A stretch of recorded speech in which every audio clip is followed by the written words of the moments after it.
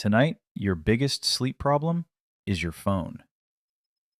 Locked door, heated room, a mattress with memory foam, and still you call your sleep terrible. So let's review the original sleeping experience. The year is 1565. The sun is going down. Your door is a suggestion. Your heating is a goat. Your mattress is straw, and parts of it are moving, and the night outside wants you dead. This is how people slept when night was deadly. Spoiler, they did it twice. First, understand what darkness used to mean. No streetlights. None. The concept did not exist. On a cloudy night, a city went blind. Historians describe medieval towns as sealed boxes after sunset. Gates locked, chains across the river, streets cleared. Because in the dark, three things thrived: fire, crime, and imagination. A single tipped candle could erase half a city by morning. Most houses were oak frames stuffed with straw, kindling with residents. So every evening, an entire civilization performed the same ritual. It put itself to bed, by law, and stay until the end. Because the strangest part of this story is still inside your own body, every night, around 3 a.m. Step 1 of medieval sleep. The government tucks you in. Around 8 in the evening, a bell rang across town. It was called Couvre-feu, French for cover the fire. Say it fast enough and you get the modern word curfew.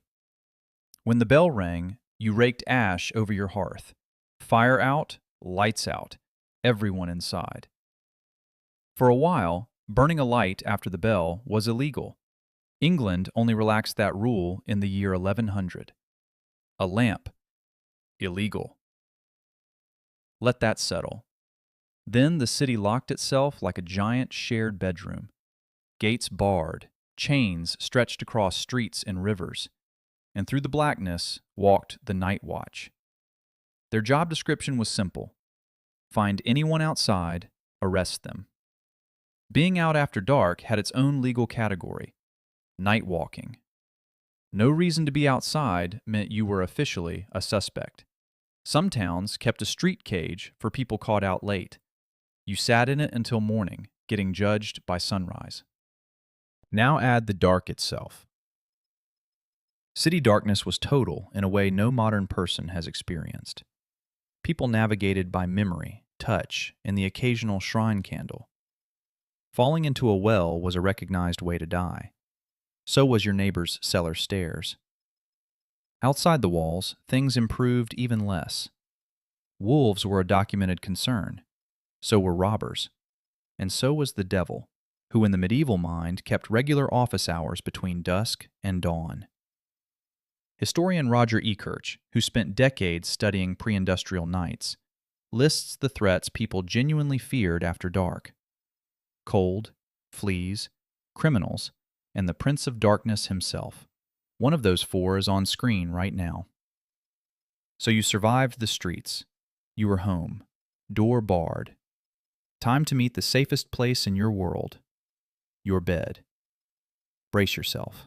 A bed in this period was often the most expensive thing a family owned. Worth more than the cow. Sometimes worth more than everything else combined. Which sounds luxurious until you see the specifications. Mattress. A sack stuffed with straw or hay. Yes, hitting the hay was once a literal instruction. The straw hosted an ecosystem. Fleas, lice, bedbugs. You did not sleep alone. Ever. The standard arrangement was the whole family in one bed. Parents, children, sometimes servants, occasionally the dog. Body heat was the heating system. Attendance was mandatory. Doctors approved. They advised sleeping bolstered up on pillows to help digestion overnight. So picture it. 5 people, propped at an angle, breathing straw dust. Cozy is one word for it.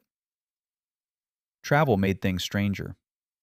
At an inn, you shared a bed with whoever showed up: a merchant, a pilgrim, a man whose job involved fish, Etiquette existed. Lie still, keep to your half, share the blanket. Reviews existed too. Diarist Samuel Pepys rated his bedmates and praised one as excellent company. In 1776, Benjamin Franklin and John Adams shared an in-bed and spent the night arguing about whether to open the window.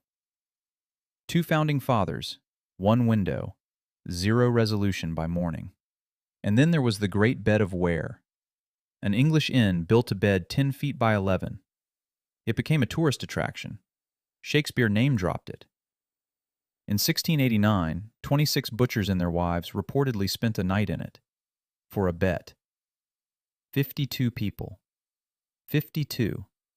People carved their initials into it as proof they survived. So that is the hardware. Shared, crowded, mildly inhabited. Now for the part that rewrites your idea of a normal night. Because nobody in this world slept 8 hours straight, and waking at midnight was the plan. In the 1980s, historian Roger E. Kirch sat in a London archive reading a 17th century crime report. A witness described getting up after her first sleep. First sleep. As if there was another one. E. Kirch started pulling the thread. He found the phrase in diaries, court records, medical books, then in prayer books, then in the Odyssey. Over 2,000 references so far in a dozen languages. The Romans had a name for it. Primus somnus, first sleep. Here is how a normal night actually worked. You went down soon after dark, slept about 4 hours. Then around midnight, the entire household woke up, on purpose, relaxed, as scheduled. So why did the body do this? The answer is the same villain from the start. Light, or the lack of it. In a European winter, darkness fell by late afternoon and lasted 14 hours. Nobody sleeps 14 hours straight. So the body took what it needed, then simply stopped. And the gap was not anxious tossing. In Wehr's experiment, the waking hours came with a spike of prolactin, the calm hormone, the same chemistry as deep meditation. Their bodies were resting in a way ours forgot how to. This break even had a name, the watch, and people filled it with everything. They prayed. Prayer books from the 1400s include special prayers written specifically for the hours between sleeps. They did chores. They smoked. They visited neighbors.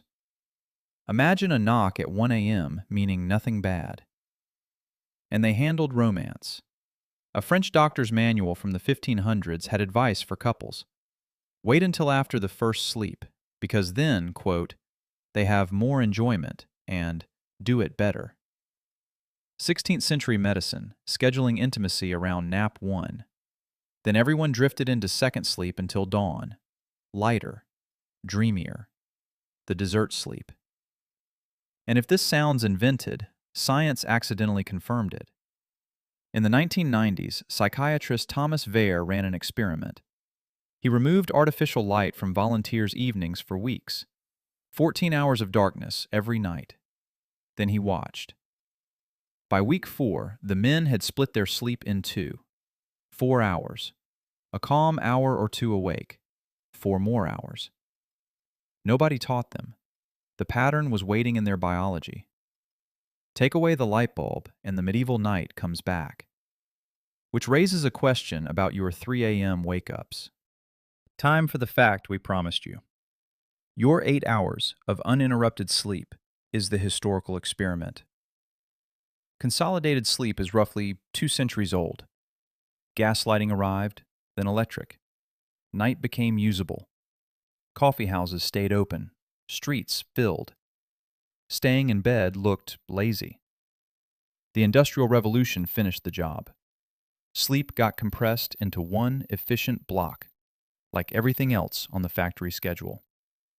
By the 1920s, the second sleep had vanished from records.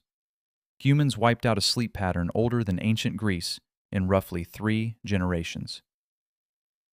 So when you snap awake at 3 a.m. for no reason, staring at the ceiling, convinced something is wrong with you, consider this.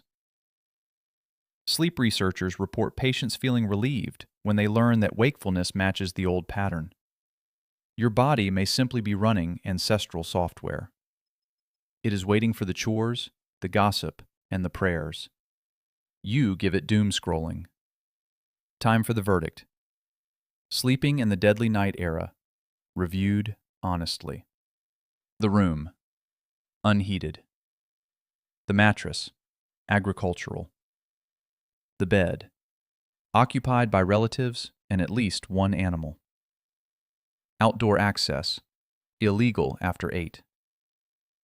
Midnight wake-up call. Included whether booked or not. Final rating. 1 star. Fleas included. Although, credit where due, they mastered the one sleep skill we pay sleep coaches to teach us. Going back to sleep. How many fleas did you spot in this video? Count them in the comments. And next time. No phone, no TV, no internet, and 14 hours of darkness to fill. Try not to lose your mind.